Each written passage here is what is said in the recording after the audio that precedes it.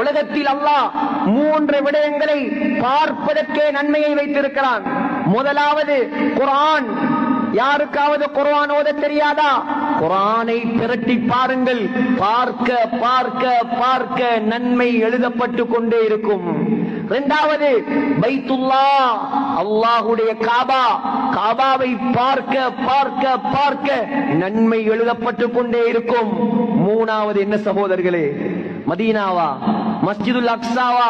சொன்னார்கள் ஸல்லல்லாஹு அலைஹி வஸல்லம், மாமின் வலதின் யன்ظுரு இலா வாலிதைஹி நظرة ரஹ்மத்தின் இல்லா கதபல்லாஹு லஹு பிகுல்லி நظرத்தின் ஹஜ்ஜத்தன் மப்ரூரா.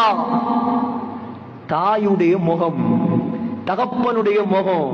ஒரு மகன் தன்னை பெற்ற தாயை ஒரு முறை சிரித்த முகத்தோடு பார்த்தால், யோசிச்சு பாருங்க, சிரித்த முகத்தோடு இரக்கமாக உம்மாவை பார்த்து ஒரு தரம் சிரித்தால் சும்மா நன்மை இல்ல சகோதரர்களே.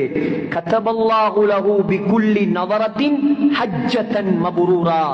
ஏற்றுக்கொள்ளப்பட்ட ஹஜ்ஜுடைய நன்மை அல்லாஹ்